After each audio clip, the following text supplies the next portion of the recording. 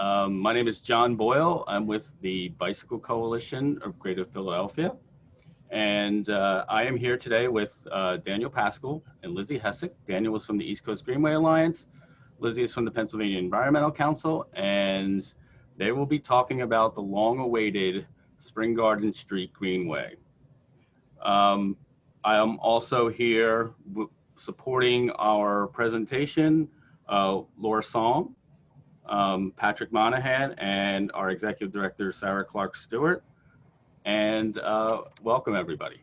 And as if you are here today, and I assume you're here today because I'm talking to you, and you want to introduce yourself, please put your info in the chat. You want to put your affiliation, that's great. And this presentation will probably be about 30 to 40 minutes, and then we'll have Q&A afterwards. Next slide. First of all, I gotta see what a slide is. Hold on. Okay. So the vision for the circuit trails is an 800-mile network of trail goes across 9 counties, and right now we have 340 miles that exist today, and these trails connect through Bucks, Chester, Delaware, Montgomery, and Philadelphia counties in Pennsylvania, Burlington, Camden, Gloucester, and Mercer counties in New Jersey. And thousands of people use the circuit trails every year, biking, running, walking, playing, walking their dogs. These trails are part of the fabric of our communities. And as many of you have seen, since the pandemic began, people have been flocking to trails. The use of circuit trails around the region has doubled. The Delaware Valley Regional Planning Commission actually has counters on several trails, and they have indicated that the increases are as high as 120% over 2019, and it's really shown how important it is to create more trails in our region to get people closer, to get trails closer to their homes and to go wherever they want in the region. So next slide. But how do we get to 800 miles of connected trails? We're constantly advocating to elected officials in the region, working with the states, our transportation and conservation agencies to get trails built, and all that behind the scenes work to move from idea to actually being able to get out the trail isn't what most people think of as the fun stuff. But you know, it's necessary work. To get people excited to set targets, we need to set targets that people can get behind. And the Circuit Trails Coalition has assessed that, you know, 800 miles, that's sort of the long-term goal. We're thinking over the next 20 years. But to keep the momentum going and to make sure that the counties and our officials sort of like keep moving forward, we have set a goal to have 500 miles of trails built in 2025. The good news is that's totally doable. So we now have 340 miles and we need 160, and there are enough projects either in progress or what we call in the pipeline that could be built by 2025. But it's going to take the help of people that love trails, who need places to walk, bike, and be active. This map does look a little different from the ones that we saw earlier because the details on how we're going to get it done. All the counties in the region have passed resolutions, but in this map, the ones that are shaded blue are actual municipalities that came out and in support of the 500-mile goal. And so the trails are, the color scheme here is that the trails are colored black. They are existing. If they are red, they're in progress. And if they're in blue, they're in pipeline. And the green ones are the ones that are kind of like aspirational at this point. And the ones we really want to focus on are the reds and especially the blues. We think the red ones, the ones that we call in progress, will be done by 2025, but we're going to have to get more trails, the ones one's in the pipeline to ensure that we reach 500 miles. Next slide. So here it is. You know, this is a very rough estimate, but if we can get 160 miles, this is probably going to be the breakdown: 100 miles in Pennsylvania, 60 miles in New Jersey. That roughly comes out to a little bit less than 20 miles per county over the next 5 years. And that means, that shows that it sounds like a lot of mileage, but you know, 2 or 3 good projects in each county will get us to that goal. Either way, we're going to need your support to do it, and your support for the region's trails and key priority projects in Philadelphia and other counties in the region is really important. At this point, I am going to, next slide, please, introduce you to Daniel Paschall, who will begin his presentation on the Spring Garden Street Greenway. Take it away, Daniel. Thanks, John. That's great. So, like you said, I'm Daniel Paschall. I'm with the East Coast Greenway Alliance. So I'm the Mid-Atlantic coordinator. I'm based in Philly. I actually live in the Brewerytown neighborhood. I lived in Spring Garden actually for a little bit before that. Moved to Philly in 2017. So relatively new compared to, I know, many people on this and many people that have been following this project for a number of years. Also want to introduce Lizzie Hessek, who really I'm kind of building off of the work that she's kind of done for many years. So I really appreciate her being here. Lizzie, if you want to. Sure. Hey, I'm Lizzie Hessek from the Pennsylvania Environmental Council. I'm a program manager there, and I've been working on the Spring Garden Street Greenway project since 2014. The initial planning, which we'll talk about in a little bit when we jump into our story map, that happened before I came on board at PEC, but after coming on board, I worked on getting a grant from the state Department of Conservation and Natural Resources and DVRPC on behalf of the city of Philadelphia to do the work that that's happening now, to look at engineering, some fatal flaw analyses, et cetera, and doing programming and events around the Spring Garden Street Greenway to keep the energy up and to pass on information about the process, acknowledging that it has been a long time coming, but really excited about where it is now.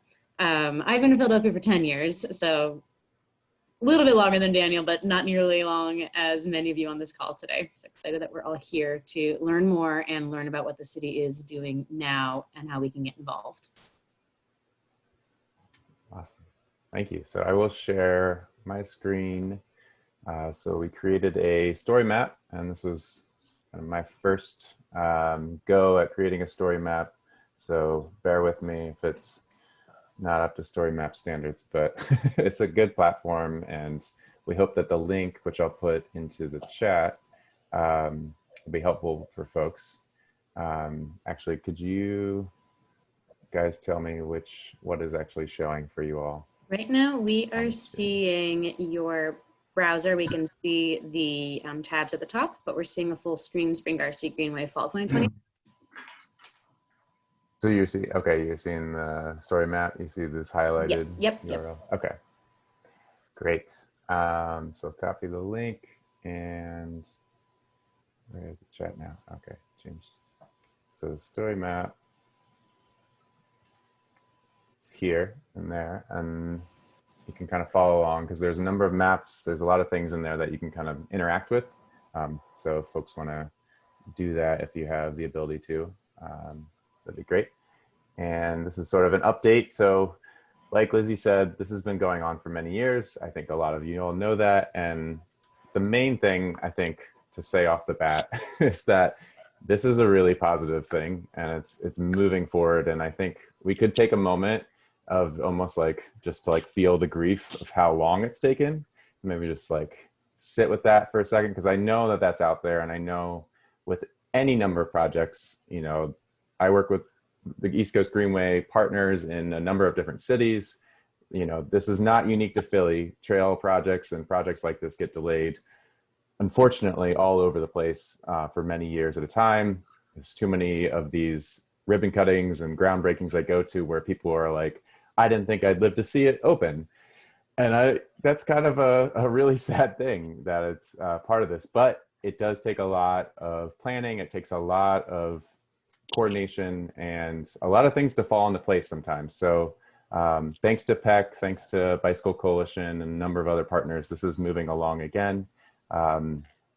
And just to give you sort of a zoom out overview, the Spring Garden Street Greenway is part of the East Coast Greenway. And that is a 3,000 mile long traffic separated biking and walking route from Maine to Florida. And that's in development. So that's not complete yet, but a lot of it is done. So it's, connecting Philly to all these other cities up and down the East Coast. It'll take Philly to Trenton, to New York City, to Boston to the north, to Wilmington, Baltimore, DC, heading south. And maybe some folks have been on a lot of the trails that are really well known in the area, like the DNR, the DNL, Schuylkill River Trail, Cobb's, and Delaware, more recently, the Jack Markell Trail. Those are all part of the East Coast Greenway. And even though the East Coast Greenway doesn't follow the entirety of all of those trails, we connect pieces of those. And so we're tying together trails that extend beyond this corridor and head out, into the Midwest.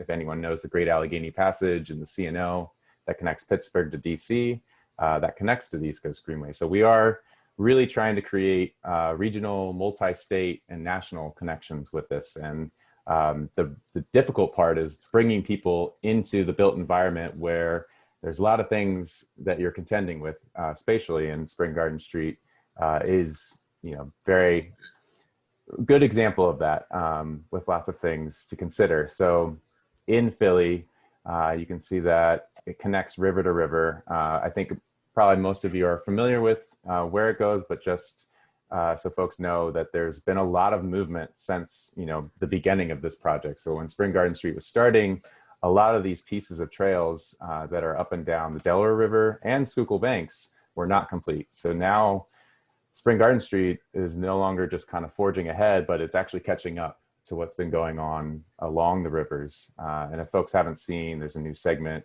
of trail by Penn Treaty Park. There's some really exciting work happening along the Delaware River. I think I saw Matt Ludwig on with NV5. They have a great cycle track, and that's actually one of the great examples for Spring Garden to consider, because that actually is more of an urban style trail. People say trail and you might think of something totally off-road, but when you get into an urban context, it starts to look, more like really nice sidewalks or, really nice bike lanes that might be something that Philly just isn't used to seeing yet. So in some of these senses, we have to kind of help people imagine what's going to happen. And it should be noted that this is a goal. Thank you, Bicycle Coalition, for pushing this. The mayor has put it into the transportation plan to have this finished by 2025. So it aligns nicely with the Circuit Trails goals of 500 miles by 2025. So a lot of people are pushing for this, including the mayor. So we are trying to help him along with lots of robust input and feedback. So Lizzie, if you want to kind of start here, and I can scroll as you. Sure. Yeah. Definitely. And I also want to add that in addition to it being on the city of Philadelphia and the mayor's priority list and the Circuit Trails and the East Coast Greenway, the Spring Garden Street Greenway has also been a top 10 trail gap for the state of Pennsylvania for a couple of years as well. So it's not just the people on this phone call or on the Zoom call who are interested in seeing this finished. It's a wide range of people who are really invested in seeing this project done.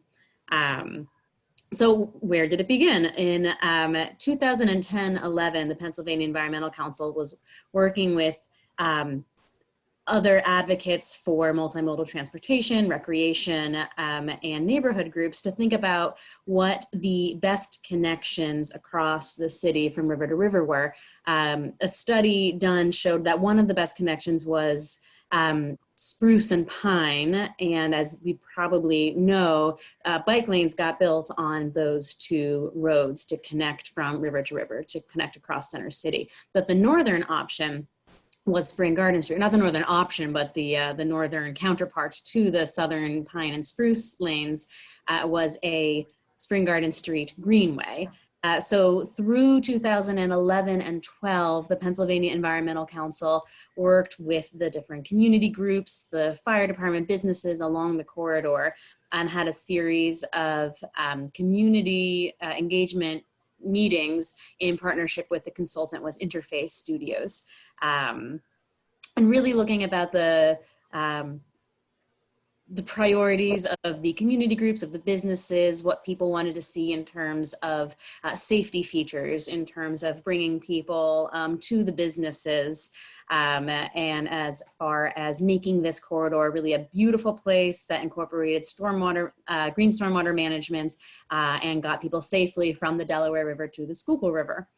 I think about, so again, I wasn't part of this, but having come onto the project afterwards, about 600 people came to the events throughout the process, which was a really exciting sort of show of community support. And in the end, there were two options that were going back and forth about which would be better for this corridor, which would help achieve the goals of the project. Sorry, I got distracted by the chat. And so one of the options was a curb-aligned bike lane, basically, that would be similar to the Spruce and Pine bike lanes along the sideways, but not necessarily, it would be on the other side of the parking, or having a median cycle track that would not have to deal with the parking issue, that would not have to deal with the curb cuts along Spring Garden Street, especially on the eastern half of Spring Garden Street, east of Broad, but would stick to the median. And that ended up after a community vote and a lot of thought by engineers and designers and community stakeholders. The median is what ended up getting included in this final Spring Garden Street Greenway report, which you can see on PEC's website and you see in front of you right now. I think I can scroll down, Daniel. That's probably a lot of what you said. Yeah, apologies. But so after we did this 2013 concept study that talked about the median, that's when PEC worked with the East Coast Greenway and the city of Philadelphia to, we raised $800,000 to do design work for the corridor. And that's money that went to the city of Philadelphia. And it launched a couple of different design phases, including a fatal flaw analysis that I talked about earlier. And in the process of doing these other design considerations, having the city really take a look at this corridor and at the options, new options came onto the table that weren't available to us during the design phase, including a parking protected raised bike lanes, different tools for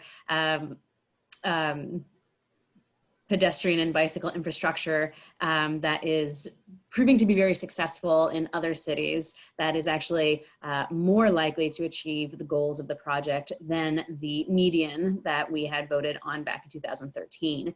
So that sort of brings us up to where we are now, going into a planning phase, a design phase, and an engineering phase for the Spring Garden Street Greenway. That is, we're really able to talk about new options that are even more attractive than what we were able to think about in 2013. So Daniel is going to talk about what that could look like, what some of the other options are that the city is talking about right now, and what we recommend as far as people who've been thinking about this and working on this corridor for about a decade now. That's great. Yeah, this is a long time coming, and there was a lot of thought put into a lot of meetings, and there's a lot at stake. But thankfully, we have a great team that we're working with through Otis, with the streets department. So I'm on the steering committee, and I basically get to give feedback from the advocates directly to the city, and that's where you guys come in. We want to hear from you, but we also really want you all to, while this is open, to channel your input as much as possible to the website that the city has set up. So really they are, in a way, just trying to get everybody's input.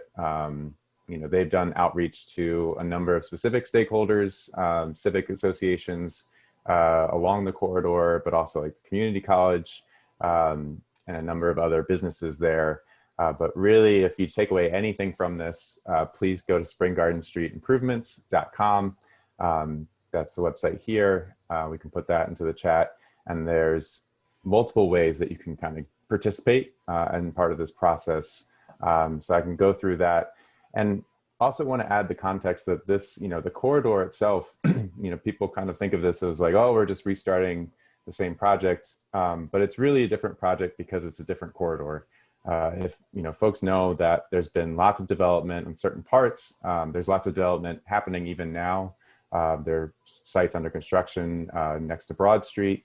So it's really an evolving thing that, even if you've said things in the past, like it's worth reevaluating, going back to look at, what does the corridor look like, and providing that input to them on here. So I will continue through, but yeah, thanks Laura for the link. Definitely check it out there. And we have this in the story map, and we'll give the story map link again so that people can come back to this. But really the main 3 exercises that they provide at springgardenstreetimprovements.com, which is open, I should say too, clarify, only until December 31st. So we've got the rest of the month, the rest of the year to share this, with others. If you've already put in input, please share it with other folks that who not just live on the corridor, but travel through it, or would consider traveling through it, maybe by bike if things were improved, or by transit, or driving, or biking, or walking. So the first one is really the map. This is sort of the fine-grained detail way for you to give feedback. If you go to that website and click on their open house, they have a separate sort of virtual open house link that you can find just by scrolling through there. The first exercise is a wiki map, and I think we talked about this a little bit with some of the folks that were on earlier. Please let us know in the chat too if you're having any issues putting in input into the wiki map. It can be a little tricky. Basically, once you get to the virtual open house, there's a place that says exercise 1. You'll click on the add to map link, and then you'll basically be shown a map which will have lots and lots of points already added by people. That's all these little icons. And to add one, you have to click on points, and you select what type of point. And there's a number of different options. You can talk about issues that you experience driving, issues you experience biking or walking, ones that have basically overlap with multimodal issues, or the stars are the opportunities. So these are, it'd be really great if the city could think about, protected intersection right at Delaware Avenue. That was one I put in. You can also click on other people's links, and I think if you hover over them, once it's loaded all of these, it'll actually pop up showing a comment box describing what someone else has said. So if you see one that you agree with, click on that, and you can actually, there's a way you can agree with it, and so that it's not creating multiple points saying the same thing, but rather multiple comments below the comment that you agree with, or if you disagree or want to clarify something that someone's saying. So really good way to just get a lot of information over to the city in one place all together.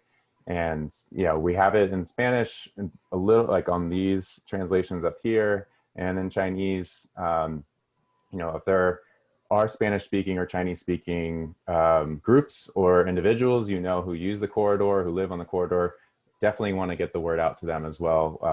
I know that the city is working with multiple representatives of those communities trying to get that, but we could always use more and make it as accessible as possible. So that's really, I think, the meat of where to give input on this project. And it's basically just dealing with what's out there right now. One thing that's helpful is also down here, you can switch to satellite map view, and that will actually show you, the aerial imagery of what these intersections look like, so you can kind of remember where something is on the corridor. And I do want to note that even though the corridor, the project scope is from Pennsylvania Avenue to Delaware Avenue / Columbus Boulevard, there are a lot of issues with the oval, and there's a lot of connections that could be made on some of the north-south streets. Don't be afraid to put information slightly out of that corridor, because that all factors in. Because this Spring Garden Street Greenway, technically the scope isn't getting it all the way to the Schuylkill banks. And that's going to be a project that continues off of this work. But it would be great to get that input now of where, you know, these direct connections. I know there's one right here across Kelly Drive where there's actually a crosswalk, but I don't think there's curb cuts right now, but the city is slowly just seeing that there's a desire line. People want to cross directly to the Rocky Steps, to the art museum, and there's not a safe option. So highlight that and call it out. Are there any questions about the map before I go on? And you can put it in the chat, or you could also unmute. I don't think we have too many people. All right, well, I'm gonna keep scrolling. But that is probably the most important part of this, as well as exercise number 2. This one, it's really specifically about the alignment. And I think part of this is important to think through, that the pictures that they'll show you on the survey aren't necessarily what the design will be. They're really just trying to decide whether to go forward with a median alignment of where the bikes will be, or on the curb sides of where the bikes will be. And that's really it. And it's, you know, it's tough to try to work through that with the public without actually showing, you know, what might or might not be there. And so we're going to try to advocate basically just for the highest quality bikeway, regardless of where it ends up. We have our preferred option of curbside raised bike lanes. But, you know, I certainly have seen quality median bike lanes. There's not as many examples. It's sort of more uncommon now, especially now than back when this project started. So what this survey will do when you go to exercise number 2, it will ask you about the 2 different median alignments. And I don't do a screenshot of every single one, but it'll basically give you a screen like this, and it'll prompt you first to talk about how you feel about curbside bike lanes. And I'll show you a picture, I think, of Chestnut Street, protected bike lane that exists now. There's plenty of issues with that bike lane, but there's also reasons why it's much better than painted bike lanes that don't have protection. Again, that's not necessarily the design they're going to go with, but it's just showing you an example of being able to bike separated from traffic. And in that case, it'll be parking protected. So parking will be preserved. The parked cars along with delineators would be the barrier that in that case. We're advocating for something more robust, and we'll show you in a bit. And then the median one that they show is actually an example from DC. This one also is not necessarily the median design that they would do if you chose that, but it does give you an idea that there are ones out there that have, this is on Pennsylvania Avenue in DC. It has curbs along the middle of the roadway. There are some benefits to avoiding the driveways, but especially now that Spring Garden Street has developed more, it's harder to access what's on the curbside itself. And so we'll kind of get into that. But the final one will be sort of a no change option, which is really more for their funding process to show that, you know, they're offering a no change, but really there's going to be a change. We're going to make sure of that because we think we can do a lot better than what's out there. So this is sort of our disclaimer, just showing that, you know, this is what it could look like. We have a closer up picture later down the story map, but really want to just highlight that, you know, if you're on the curbside, again, you have access to the shops, which really are hurting right now, coming out of the pandemic, you know, making sure that people can quickly get to and from the stores there. But it also has a lot of other sort of benefits that people might not see right off the bat, but it creates an opportunity to kind of just reevaluate what's going on the curbside. So on the curb, you have a lot of people using it for a number of different reasons. People walking, people coming in and out of shops or residences, people getting in and out of their cars, people waiting for buses. There's also, you know, people just wanting to be in a place, you know, maybe they want to stand for a while and look at their phone, or, you know, stop with their dog while they're walking. There's a whole lot going on. And if we have an opportunity to revisit the curb and create even more space off of the facade, that will allow for us to, you know, look at how do you create zones that prioritize delivery, you know, where there's loading zones. So we really want to make sure that people are thinking through that and use that opportunity. I see Patrick gave me a warning in time, so I'll keep going. But this is really critical to think through the examples that we have later on, because it's hard. It's hard right now to imagine this since we don't have something like this in Philly right at this moment. And finally, I should mention, especially if people have more questions that we can't really talk about or questions for the city directly, on Thursday, actually just 2 days from now, December 10th, from 5 to 6, they are having a virtual coffee hour.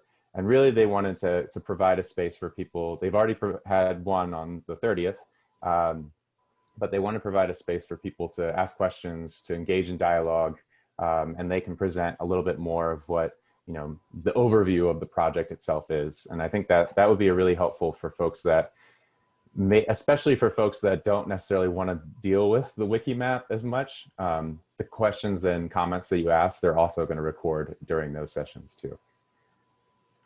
Any questions just on the entirety of the Spring Garden Street improvement project? Because that is really the bulk of what's happening right now for the city. The rest is more context and what we're imagining. I have a question. Yeah, please.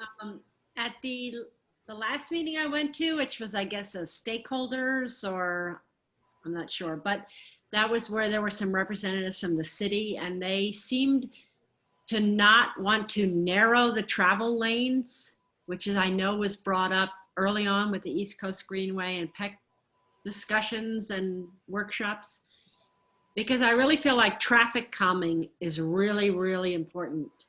I mean, yeah. I live just south of Spring Garden, and I'm, you know, and I've been almost hit literally crossing Broad Street with someone whipping around, kind of heading east, turning south on Broad. Mm-hmm. And I really feel like, and they seem to think, someone from Streets Department, if I recall correctly, seemed to think that they couldn't narrow the lanes because of truck traffic and stuff like this. But I really feel like traffic calming is so important for pedestrians, for bicycles, for everybody, even for cars. Mm-hmm. I wonder if you have any feedback on that, or how wedded they are to that idea of not. Yeah, absolutely. I mean, that is traffic calming throughout the entire corridor is sort of the blanket. Like, I mean, that includes protected bike lanes, but really, like you're saying, at intersections, that's, you know, paramount. And I think there's a lot they can do. I know that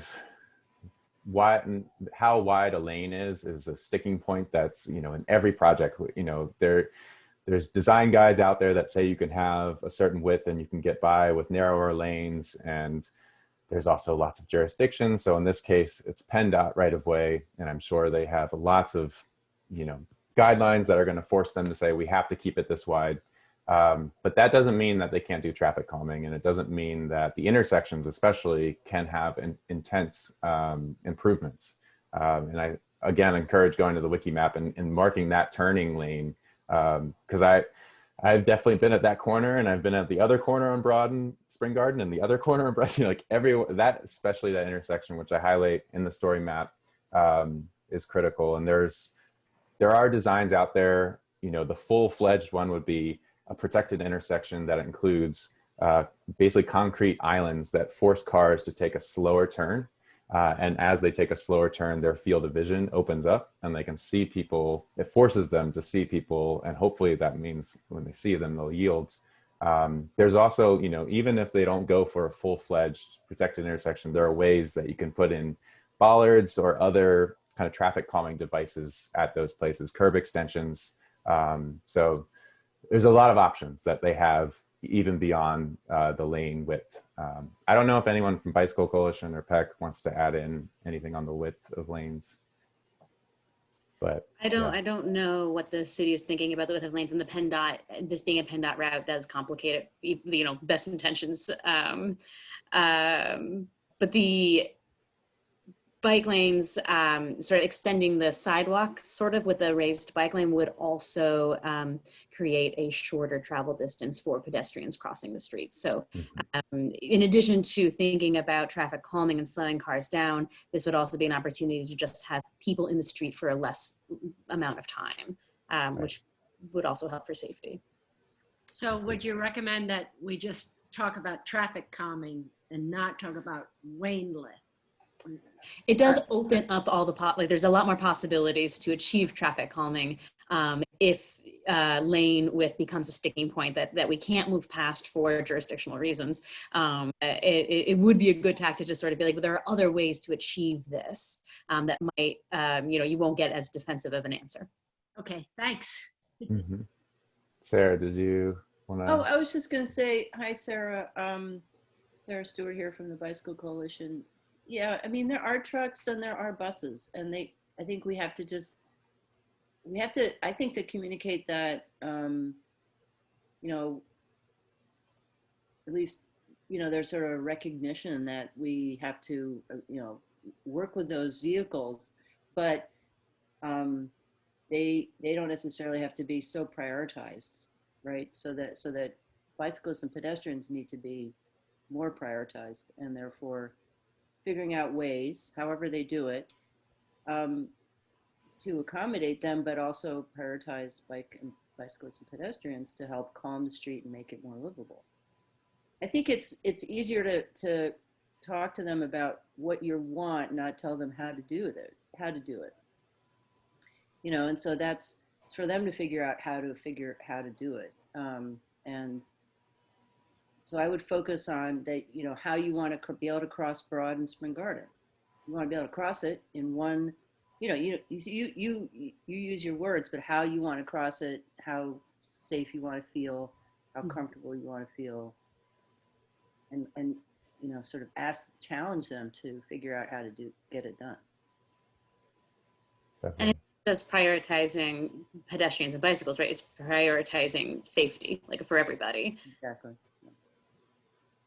And at intersections too, with trucks and buses, there's new designs that have been, starting to be perfected over multiple cities, using them elsewhere in the country, where they have what they call truck aprons. So it allows, a truck to climb up onto it if it needs to for its back wheels, but it forces the bulk of traffic around. So there's a lot out there that we're also trying to help them just like make sure that they're seeing that there are other options. So even if they do say, well, there's trucks, we can't do a protected intersection, or, like there's certain things that we can, no, there are examples, and, maybe you don't do a full imagining of it this way, but at least have elements. So I'm going to move quickly through some of this, but I do want to get to the examples so we can jump back to discussion.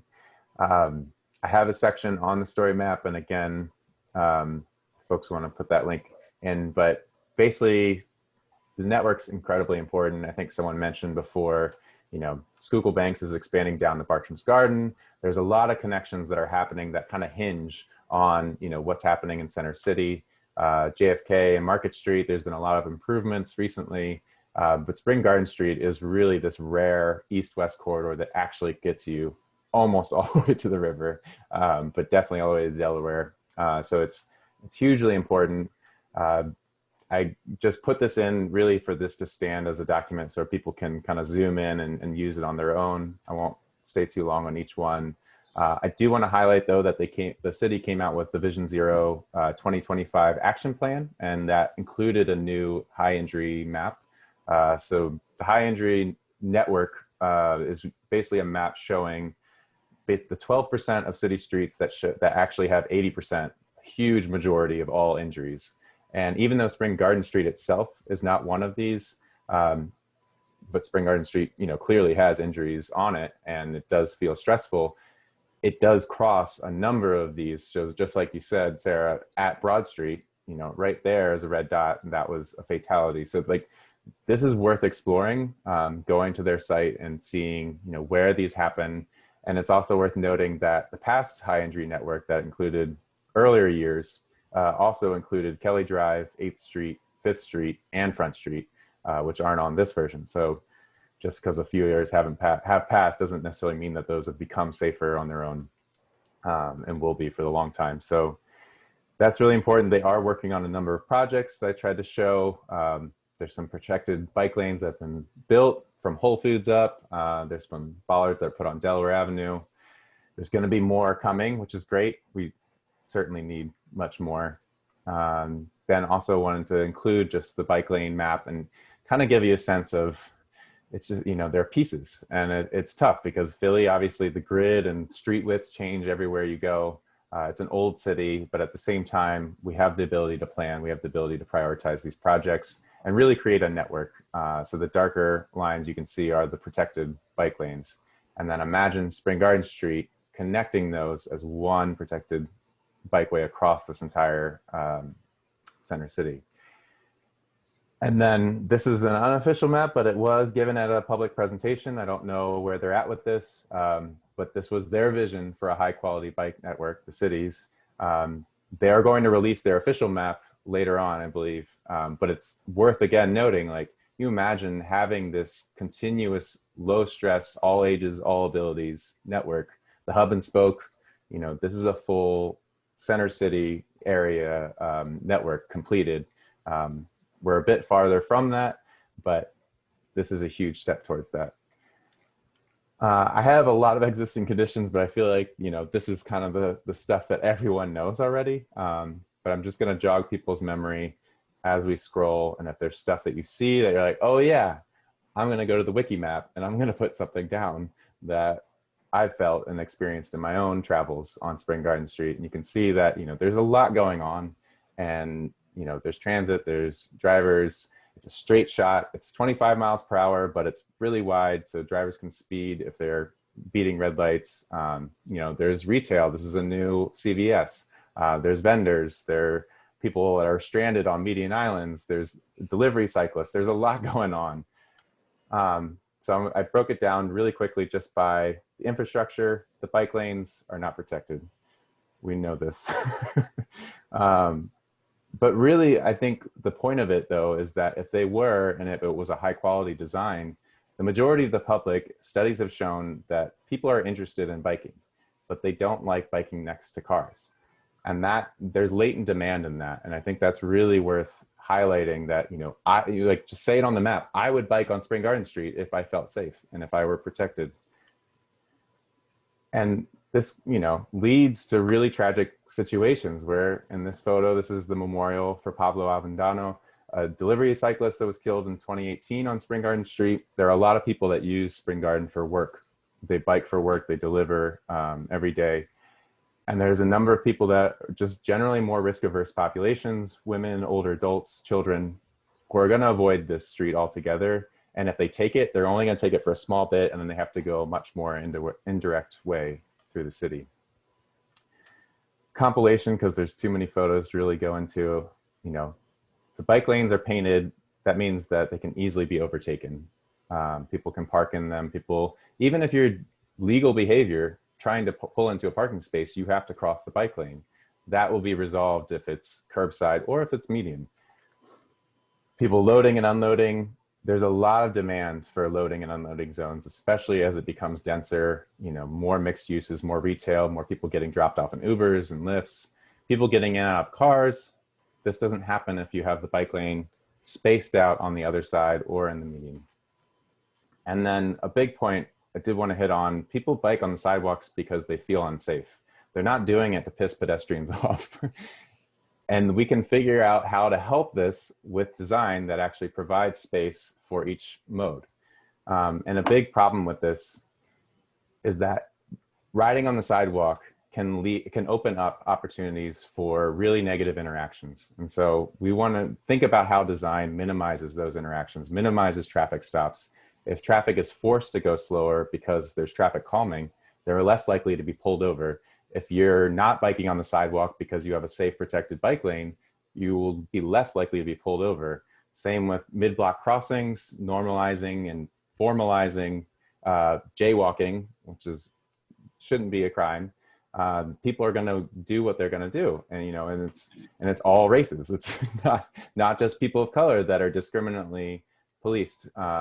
In often these cases that you've seen around the country lead to really horrible outcomes. So I think that should be really emphasized, and it's also mentioned in their 2025 action plan, which is really important.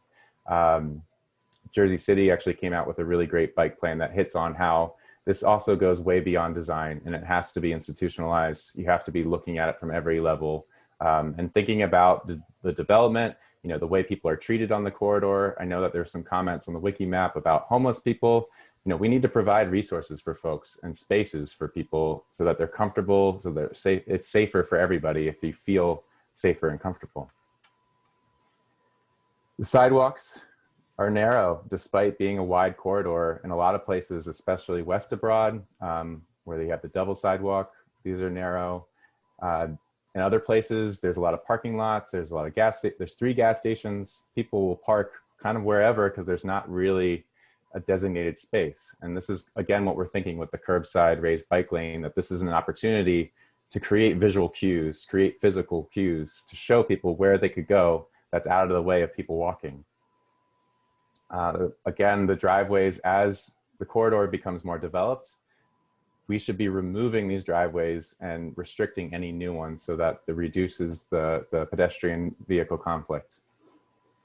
And then there's also a huge contingent of people using the bike lanes and the sidewalks who are not walking or biking.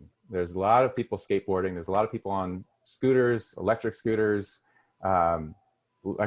from other cities, Bird, and they need protection too. And they move at speeds that are slightly faster than pedestrians and slightly slower than cyclists. And a lot of this gets forgotten.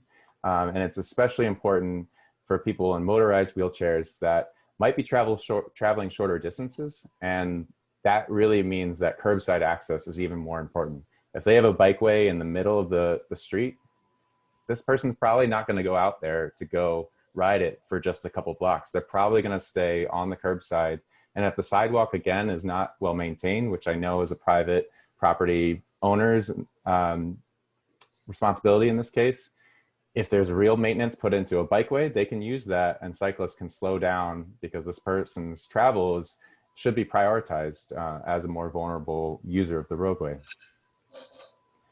Transit stops, a lot of issues. Obviously, cars are in bus zones. A lot of times, the bus can't get to the curb. It's not easy to necessarily get onto a bus if you have mobility issues, if you're in a wheelchair. If you have platforms, this can actually allow for that to happen more easily. And that's actually in one of the guides that I referenced later. This could also be solved if you have a floating bus stop, which we'll get into. This is a floating or extended platform, but you can see that the bus still has to be in the bike lane. A lot of cities have now had bike lanes come around behind the platform so that people can avoid those who have to wait in getting off the bus, especially in high traffic area where you're transferring to the MFL above. And then loading and unloading, again, people getting onto and off of transit into cars, having space that's safe and separate for them as well. Intersections, I'm gonna keep going through fast. There's a cyclist here. This is why we need protected intersections and protected bikeways all the way to that intersection so that you don't have this merging conflict. There's about 15 comments on the wiki map there at this intersection, which is good to see, calling that out. The crosswalks are way too long. The countdown timers don't give enough time. The median islands are way too narrow. You have 6 people trying to get across 7 people, and you have this tiny little island. And then if you do get stuck, that's one person's space. It doesn't have curb cuts. There's a lot of issues where there's turning lanes. And then Broad Street, speaking of which, people have this slip lane. I think there have been a lot of comments there, which is great. This is unacceptable. It leads to people getting cut off because it feels like a highway. That's where you usually have slip lanes. I don't know if I can there we go. So again, what we're proposing, you have traffic, biking, parked cars, sidewalk, existing conditions. We're proposing where you have traffic, parked cars, space for people to get in and out of cars safely, so the doors don't, get in the way of here. People aren't afraid of bikes hitting them because they're getting out onto a space that's big enough for them. Biking raised with sidewalks, green infrastructure that allows stormwater off to be captured, and still space for people walking. And there's right of way to do this. It's a lot of details. I did want to reference, this is what the median alignment at least looked like. It wouldn't be the end of the world if we ended up with this, but I did want to reiterate that, this was an earlier time and there have been a lot of examples elsewhere in the country. And so I wanted to show these on the story map. This is in Vancouver. They put this beautiful bikeway that's protected all the way to the intersection, and it has space for people walking, biking, getting out of their cars. Transit, again, I mentioned that there's a number of places where you have bus stops that are actually floating, in a sense, off of the curb. So you can cross the bikeway and then wait without worrying about bikes. Bikes can go around. So if a bus is stopping, you don't have to worry about navigating when is the bus going to stop unloading passengers and when can I go. You can just go around the opposite side. For the larger stations in Seattle, this is a great example. They have more visual cues to help people understand that they're crossing a bikeway. And then getting back to that protected intersection. There's not a ton of these. There's one in the East Coast, I think, in Silver Spring, Maryland, but there should be a lot more. And it's kind of complicated at first sight, but you can see when, there's videos of this too. If people are biking, you're staying straight and a car is turning, they have to take this turn slower because it's basically a harder angle for them. And as they turn, they end up facing the way that cyclists are coming. And the same with pedestrians. So again, this is sort of the argument that if you have something curbside, it doubles down the need for people yielding to the people crossing here. If it's in the median, you have the same circumstance you have for people crossing now if you're on foot. Couple notes about driveways. There are ways that, this is in Boston, you can separate the driveway from parked cars so that you have more space and elevate it so that people can actually slow down as they're turning into it. And then accessible parking, this is the Cultural Trail in Indianapolis. There are ramps. You can put in lots of ramps and designated spaces for deliveries. There are ways to do this where you don't have to, basically force drivers to fight with each other. And although this one's double parked, but you can create space for people's needs. And I know we're at about 7, but I'm gonna just scroll then. This is Philly examples. I just want people to see that there are ones out there that have many elements of these that people should go try out and go, discover what works, what might not work. This is right by Spring Garden Street. It connects. This is on the Delaware River Trail from Spring Garden going up to Penn Street and following the river to Penn Treaty Park. And this is being continued south down to Washington Ave, which is great. This shows how people walking and biking can do so right next to each other. The world doesn't end. And you have curb separation here, even though you can't tell because it's nicely protected by green infrastructure. Bartram's Garden has a part that is a side path. You have parked cars with space to get out. People can walk onto the path. There's green infrastructure used as bulb outs at the end of each block, or each end of the block with green infrastructure. And then the 58th Street Greenway has floating bus stops. This one actually surprised me. I didn't realize that there's stops that are separated off of the trail. And then this one's a little bit more narrow, but it shows that it can also work in really crowded areas. I know there's probably people that get annoyed about user conflicts here, but it's a lot better than biking and contending with this if you have space that's for biking and walking. This is in West Bank Greenway near Drexel. And then I put in a protected intersection just to imagine what this might be like. So the green would be where people bike, the crosswalks are where people walk, and then you get rid of a lot of the asphalt that basically leads to people cutting a shorter angle when they're driving. There's more resources, but definitely want to hit that people should go to the virtual open house. You should stay involved with the circuit. We have a sign up here. If you go to the story map, tell your friends about this. We'll have actions basically to try to keep the energy up now that the project is really moving again. And we want folks to also let the city know that you're grateful for this to happen and to move. We think positive reinforcement is really good and really key here. And then we have lots of other resources, my email, but that's it. So I'm sorry I went right to 7, but if people can stay longer and talk, I would love to take more questions. I can Okay, so certainly what we're also gonna stay hold longer off to for a take minute. questions. But I just want to encourage everybody. So you do have the link to Daniel's story map. Take a look at it and get to know some of the examples of other bikeways. And when you're using the wiki map on the city's webpage, like don't be shy about including some of these other examples in areas you think that they could work. Use this as a tool to sort of enlighten the what you're adding to the wiki map. Thanks, Lizzie. Thank you, Daniel. By the way, that's one of the densest, most intense story maps I've ever seen. So, but This is an incredible amount intense of corridor. it was incredible and really great job for someone who just did his first story map. I mean, you knocked it out of the park. Well, hopefully we can build something that's actually helpful. Yeah, it was great. So I just, Patrick, if you could just pull up the last slide on the presentation.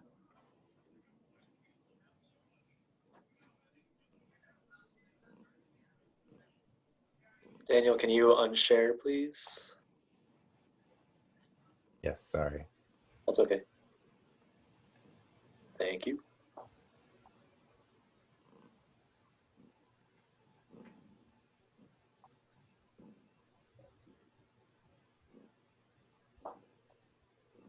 Keep going. Just go up to the last one, yeah. The last page on the story map covered that one slide. So I just want to say that our next county action team meetup is tomorrow, December 9th, 6 p.m. And we'll be covering Mercer County. That'll be a very exciting one because we're going to talk about putting a bike and pedestrian bridge over I-295. And so that's a big project, and it's going to be another epic story map. So definitely, if you have a chance, please join us tomorrow. You can sign up on the Circuit Trails website for tomorrow's meeting if you want. And let us know if you might be interested in learning more about Circuit Trails. So we can just go to Q&A now. You're welcome to leave. It is 7:03, so It's okay for you to, we allow you. I think, Daniel, you're going to give us and Lizzie another 15 minutes. Is that fair at the most? Yeah, I mean, my good. cat's going to be involved also. Well, that just enhances the environment there. So thank you very much. So Laura, do you want to throw out some? I don't know if there's too many questions, but the ones that were up there were pretty, I guess, pretty intense. So yeah, maybe you can just throw some questions at us. there was one about who from the Philadelphia Water Department is coordinating their part within this discussion. Do we have anybody in it? There are multiple individuals, and I don't remember their names, but the department is on the steering committee and actually part of the project team itself. It's the water department is essential in this, and I think if folks are familiar with the American Street project, a big part of that was green stormwater infrastructure as a way to make sure that this is a complete street, more than just travel, but also environmentally and for reducing combined sewer overflow and flooding. So they are very much involved. I can get names if people want to reach out to me, and I can give you contacts to follow up with if you need. This is Sue Patterson. That was my question. I actually, I'm an engineer for the water department too. I was just curious who my coworkers were. Oh, yeah. On it. I knew this was finally happening because I got asked earlier this year. I do the sewer modeling, the stormwater modeling that feeds to the, so we had to check all the pipes, the entire run, Spring Garden end to end, to make sure everything was sized appropriately. So when I started to do that earlier this spring after we shut down, I knew this was kicking in finally. Yeah, no, you probably have a lot more to tell us what's going on there. Yeah, well, everything's got to move or adjust or Right. tweak, and we're down below. So we got a lot of front end work. Yes. No, I do want to reiterate that the green stormwater infrastructure and the water department have always been a part of this project. So it's in the DNA of the Spring Garden Street Greenway is the stormwater management aspects of it. Right. Absolutely. Thank you. And though some of the examples, I think the one from Cambridge, I've seen diagrams where the water, even though there's not an inlet that you can see visibly on the surface, they have ways for the water to go underneath. I don't know if Spring Garden Street would be, if that's possible, given what's right underneath the surface, which I don't know, but that might be one. Well, there's option. pipes every which way. Spring Garden's interesting though. It's all divided up. It's not one big long pipe because there's so much flow that comes in from all different directions. It kind of comes in little legs everywhere. So it's a lot easier to work with actually. Okay, well, that's good. Yeah. Yeah, I'm happy to get the names that were at the meetings that I've been at for the water department if you'd like. I can probably track it down. I was just curious off the top of your head. I can imagine 2 or 3 of the planners. You know, I was curious which of the engineering staff was going to be involved because we'll end up working together. That's all. Okay, yeah. One was someone who was at a previous field trip that the Bicycle Coalition had organized to look at the stormwater around American Street. So I don't know if that helps you, but it might trigger, if Sarah's still here, Sarah Stewart, she might not be. I know the main coordinator of that. He lives in West Philly. Okay. Yeah. But, thank you. No need to dwell on that. I didn't mean to drag it down. no, that's good. Any other questions? We had a couple from Ira. I don't know if you want to speak up. I know it's you had a few questions to ask. Okay, sure. So really, I was saying that I was just trying to give you some constructive criticism. I know I was asking about the fact that you showed the, the East Coast Greenway is going from Canada to Key West, going through Philadelphia, and then you went right to the map of Spring Garden Street, and I said it was kind of counterintuitive that you got this north-south route, but then you have this little east-west section. So I just thought you maybe wanted to show, how it gets to Spring Garden Street coming down, Delaware Avenue or whatever, Columbus Boulevard, and then, where it goes after it leaves, goes down to Schuylkill and then through Hines and Bartram Garden and 291 and then continues on south again. So I was just trying to give some, maybe everybody on this call knows the alignment, so you didn't need to do it, but I just thought that would be an improvement. That's a great point. There's amazing trails along both rivers and then further out, like you said. So the story map has the circuit trails map. And so that first one, you can actually expand to your whole screen and scroll. You can click and grab, and then you can follow where the trail goes up the Delaware Ave and Delaware River. And it shows which pieces are done and which ones aren't. But it's really important. The regional connections, I mean, that's why this is a circuit trails meeting and not, a bike network meeting. Okay, anything else? Yeah, we have one from Irene Anthony. Has there been any outreach to Spring Garden businesses for the input or suggestions? And there's also a question from Letty that's very similar, or to the Spring Garden community groups. So we could probably answer those at the same time. And Daniel, you would know better than I. I just know the answer is yes. I don't know if you want to get into it. Yeah. So there's definitely with the Civic Association, since there's a fewer, larger sort of geographic areas covered by them, they were brought to the table for some of the stakeholder meetings that I think Sarah had talked about. So like Spring Garden Civic Association, the Callow Hill, Chinatown, Northern Liberties, a number of them.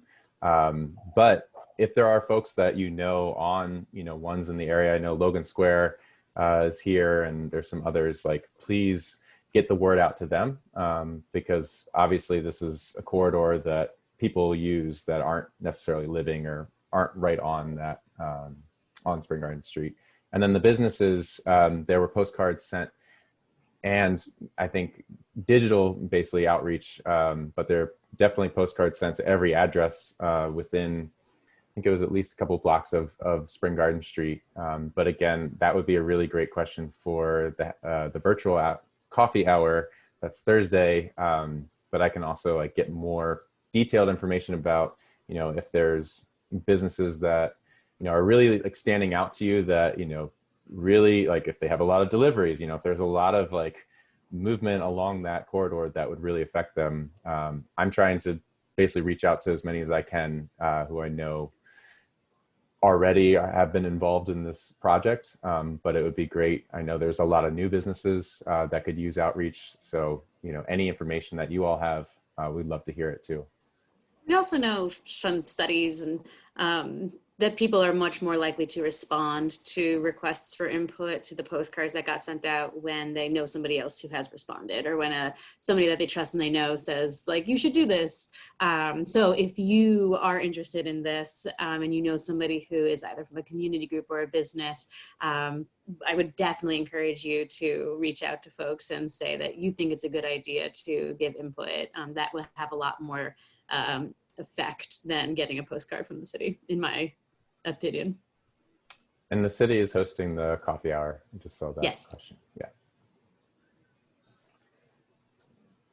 PHS is involved. I don't know how closely, but I think they are one of the stakeholders that's been reached out to. But that is really important too, for sure. Questions I missed from before? Thanks, Miles. And Daniel, other question. Oh, sorry. Sorry, Daniel. So can I ask a question? Now, this is Bin Chuan. I'm from Dow Chemical Company. So I just wonder, you give a good presentation on the overall. So you showed the map, and you also show some intersections. There are some green, paint the green color, the area in the intersection area, not for the safety issue. So I just wonder, have you ever considered to put the green stuff on the corridor area? Do you think that's also another way to improve the safety? Yeah, definitely. You're talking about the green paint that was in the, yeah, absolutely. And that's, I think, a city, I don't know if it's a standard or maybe there's specific bike lanes that they do that every time they repave. I know that the Ben Franklin Parkway green bike lanes were painted green recently again. So I mean, I'm down for Spring Garden Street to have its bikeways painted green. I've seen it also, especially at driveways. They you know, help kind of pull the driver's eyes to show that something's, you know, different here, that there's going to be people crossing. So that's a really important point. No, actually, the Dow, you know, kind of collaborated with the city on the Vision Zero, the project. So suppose, you know, this year we're going to put some green, the bike lane on the Benjamin Franklin Parkway, but because of the weather and the pandemic, postponed to the next year. Okay. But we did do some the trial in the Lancaster city. We put on the bike lane there. So if you got a chance to go there, you can say on the Walnut Street, you will see the green bike lane there. And that's kind of like, I don't know, maybe can buffer the bike lane, you know. There on the curb side, there's the parking area, and next to the parking area, there's the bike lane. So, and I think that Cindy from the Lancaster, and she said that people started using the bike lane, and people love the bike lane there, and that kind of help improve the safety, because that can improve the awareness of both the cyclists and also the drivers. Absolutely. Yeah. I think that there are, I mean, again, studies showing that like the green paint is like a step up from just having the white line that's saying it's a thing to your eyes. And there's like a psychological in our, you know, in this place where we see green and we're like, oh, this is like environment and this is fun and lively. And so there's like, you know, I know the biggest barrier for the green colored bike lane is the cost. Right. Now, now people using the coated plastic MMA or the preformed thermoplastic.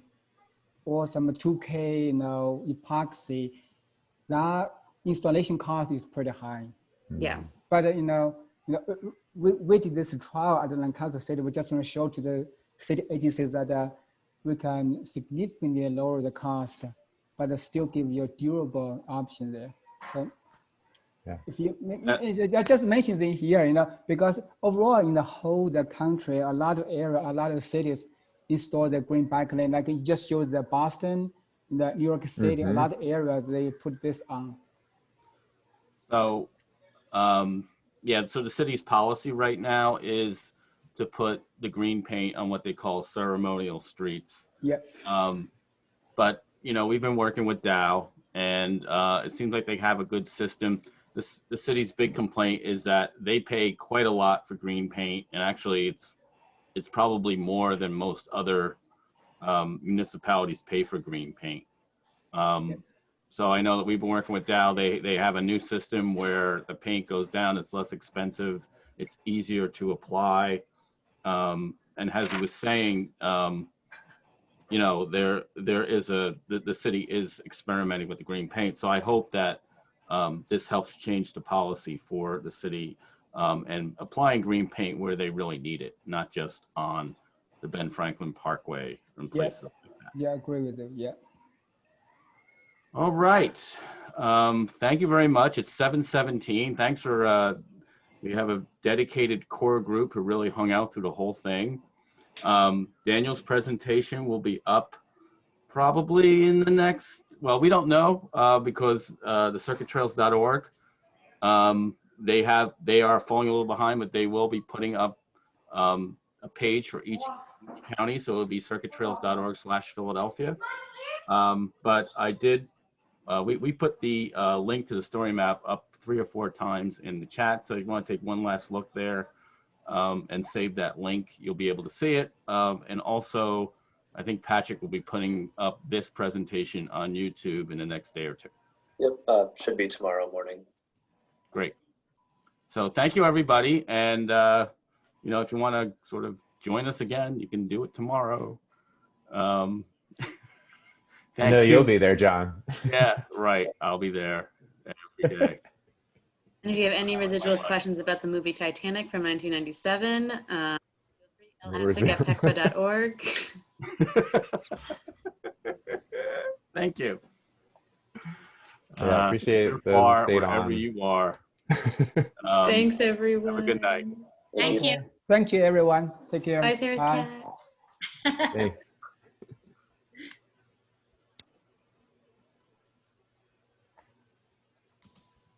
We have the final awkward moments where it's still recording and no one's here but us. Get rid of. It's my favorite part of every presentation. All right, and